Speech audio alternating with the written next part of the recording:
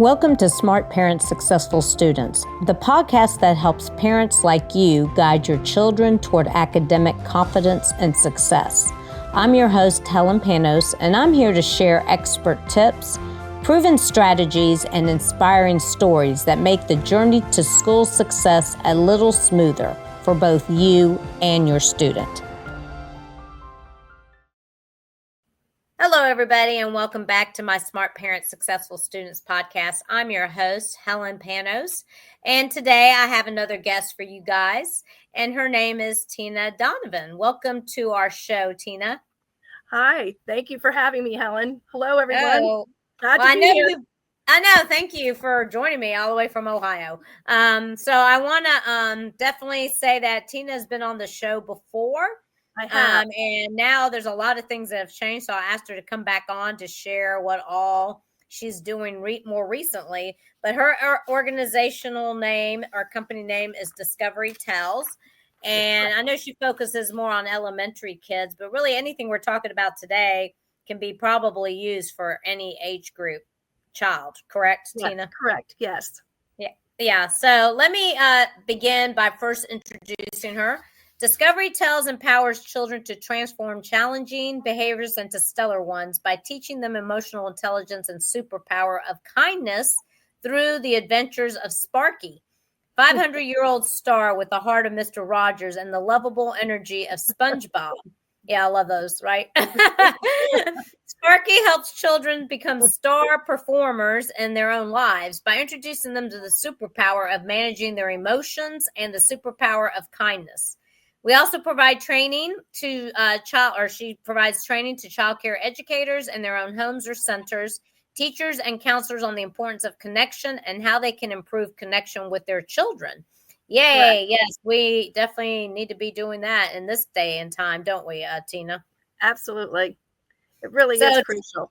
Yeah. Tell us a little bit about your journey and what got you to what you're doing today with Discovery Tells. Sure.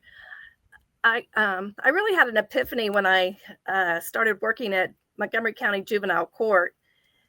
I saw the trauma and felt the trauma when I walked in the hallways.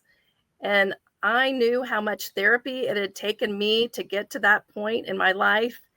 And I saw in their eyes that they didn't have any desire to do that. And their anger on their chip said so as well. And I said, you know what? I'm going to change the world. So that began my path to do some research into anger, social skills, bibliotherapy, which is just a big word for social skills bibliotherapy is a big word. Let me start again, for books with therapeutic value. And then the last area that I researched was connection. And that just has led me down to a path that has been both beneficial to me professionally as well as personally, because I've discovered that connection in and of itself is just as powerful as food, water, and shelter. Matthew Lieberman discovered that that Maslow got it wrong, and it belongs in the foundation of everything that we do. And certainly COVID brought that into light. We can all go look back and see how much we missed one another. Right. Exactly. True.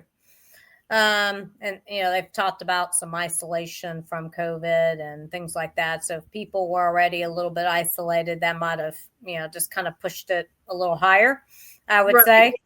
Right.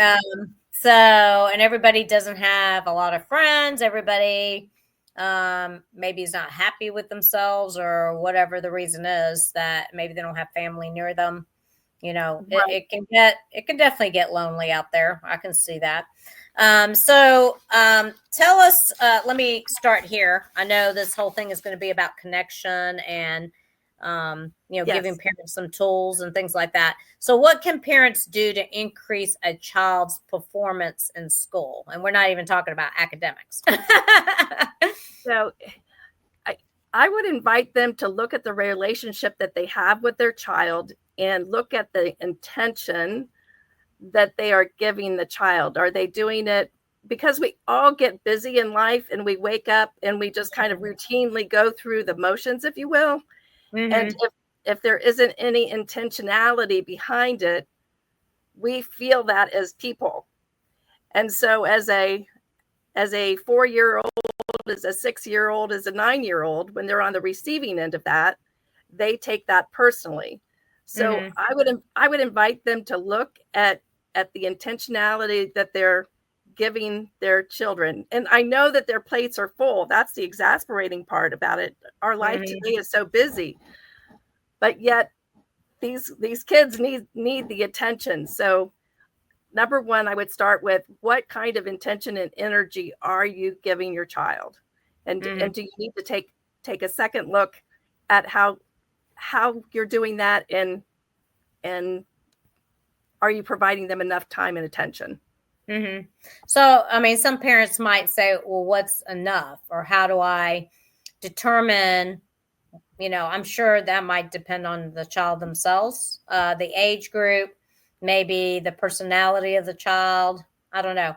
I mean, even if they have a lot of friends, that doesn't matter. That's really not what we're talking about, is like friends are to take the place of the parent. No, I mean, that's great. They have friends, but can you right. elaborate just a tad about what's sure. enough? Sure. Well, I guess I'll give you. So I'm coming from the standpoint of, my parents grew up on farms. And so they were seen as farm hands and not as the individuals that they were. So that mm-hmm. translated to me as transgenerational trauma. And I grew up without feeling seen or heard or valued. Mm-hmm. So and this continues down generations. So if you have similar experience, you might look at that and say, hey, I'm doing this and I don't even know it. Mm-hmm. So, right. So I'm not sure. Did I answer your question? I kind of went off. Would you say they were too busy to spend time with you because they were on the farm, or? You know what, but they never received the emotional, they didn't have the emotional awareness, if you will, mm-hmm. to give me. So mm-hmm. everything was business. It mm-hmm. wasn't with any emotional concern behind it. So I guess that's really the message that I'm trying to articulate. Are you doing things routinely, or are you checking in with your child emotionally? Because I'll step into the term, it's called self-regulation, and it's basically the meaning of managing your own emotions. And that term self-regulation predicts a child's success more than any other factor. Well, if you don't have the tools to know if you're aware of your own emotions, then you're already going to be at the back of the class. So one of the things that parents can do is know their own emotions and model that effectively for their child, so the child can know their own emotions. Because if you don't know your own emotions, you cannot be self-aware, nor can you manage your own feelings. Because yes, does that make sense? Yeah. I mean, I think maybe sometimes parents think, oh, well, we're doing this and that and the other, and I'm taking them here and there, and we're going on vacations and all that. But that's just, I don't know how to explain. Maybe you can talk more about, that's not exactly what we're talking about. Like the emotional part. Could you give us more of an example of? Yes. What would you have wanted exactly? Okay. So on a family vacation, we were on Myrtle Beach. Mm-hmm. My dad held my brother's hand, or my mom. All four of us were holding hands. And in that moment, I thought to myself, and I'm about 11 or 12 years old when this experience happened. I thought to myself, this is what family feels like. Uh-huh. So there wasn't any emotional or physical connection that was transpiring in the home. My mom and dad were providing food. They were providing us the activities that we needed, but there wasn't an emotional connection. How was your day to day? Who did you talk to? What kinds of things did you do? How did you feel when these things happened? Mm-hmm. None of I'm glad you gave examples. none of that was taking place because because we weren't tuned into our feelings. I see. And if you're not tuned into your feelings, again, I'm saying the same thing over again, but I guess it bears repeating. If you're not tuned into your feelings, you can't be self-aware. That's true. That's very, very true.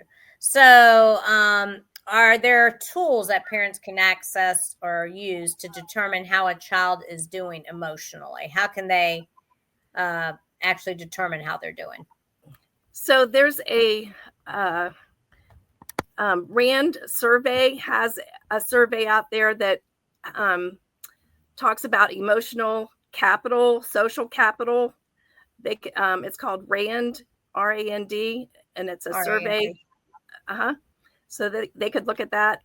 There's also it's an institution. Search Institute has 40 assets that a child needs in order to be successful, and they can go on that website and check out those tools so they can look to see how connected, if you will, the child is to their own community, if their child feels safe at home.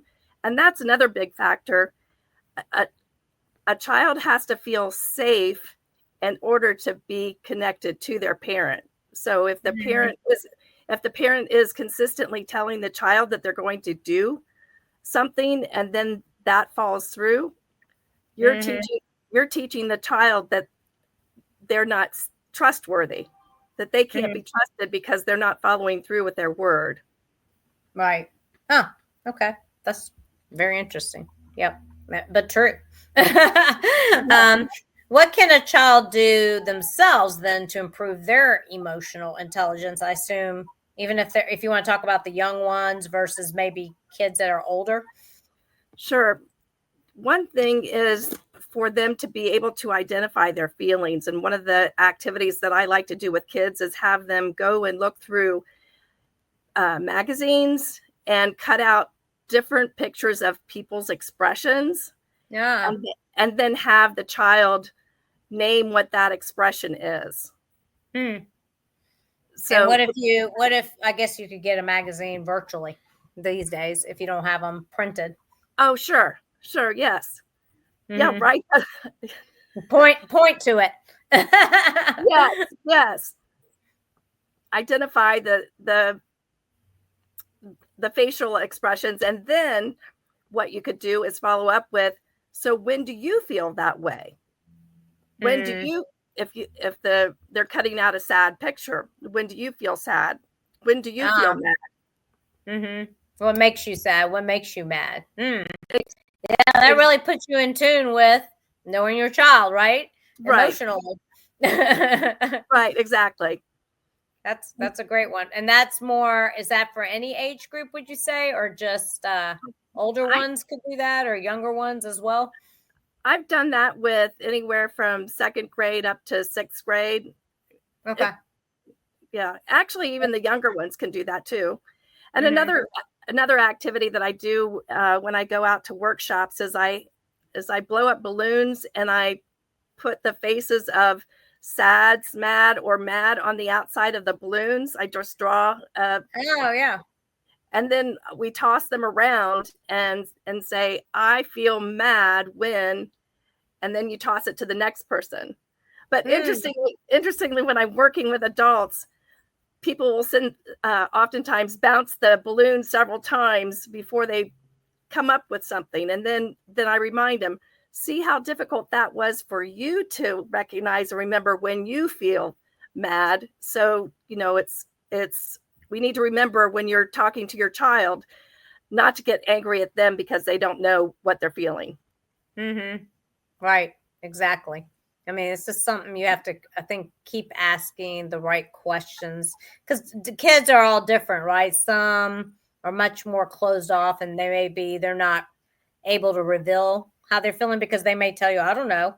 especially if they're younger, I would think, like second, third graders. Right. And there's all sorts of, if you want to go to the library and get books on feelings, there's all sorts of feeling books out there. I would encourage the parents to do that. That's another great way to read to the kids so that they can learn about their own feelings. Lots of good books out there.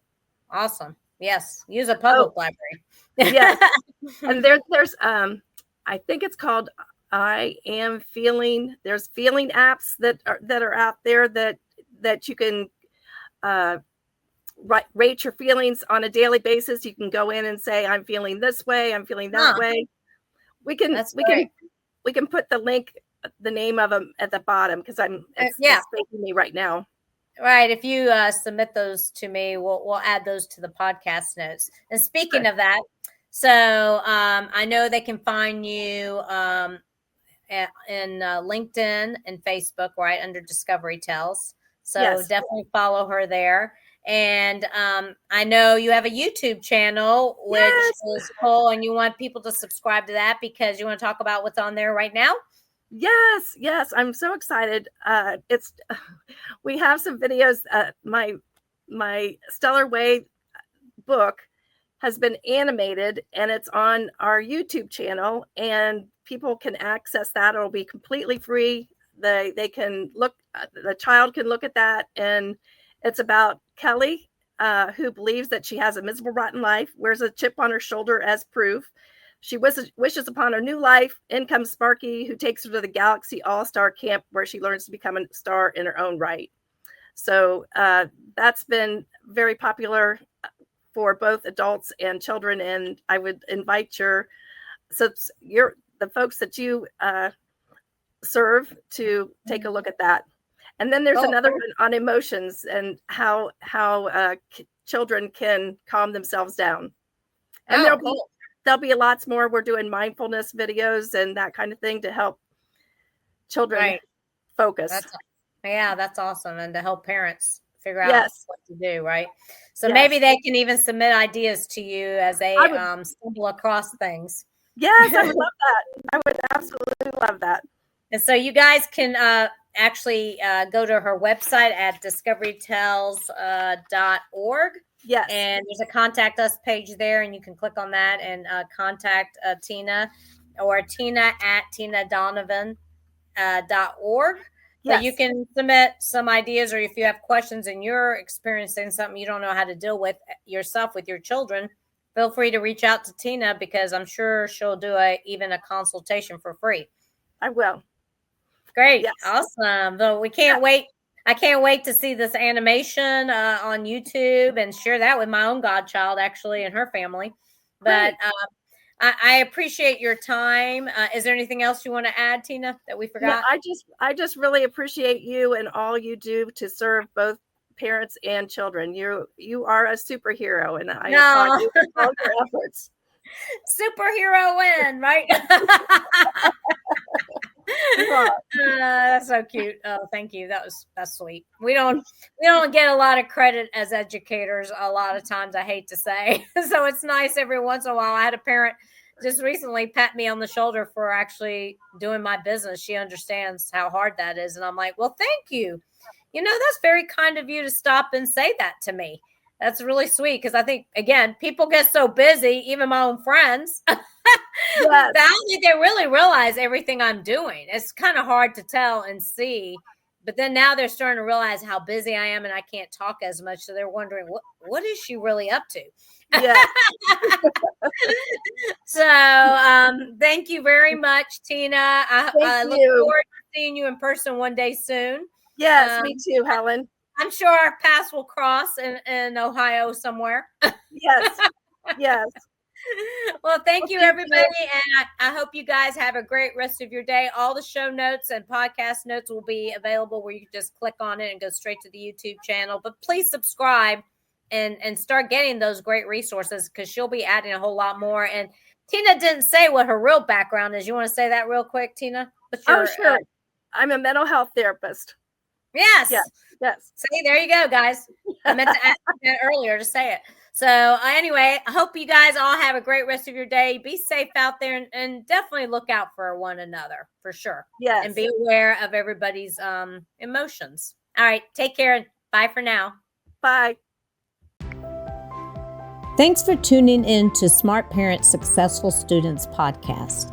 If you found today's episode insightful, be sure to subscribe to the podcast and check out our YouTube channel for even more tips to help your student thrive. Until next time, keep guiding your children towards success.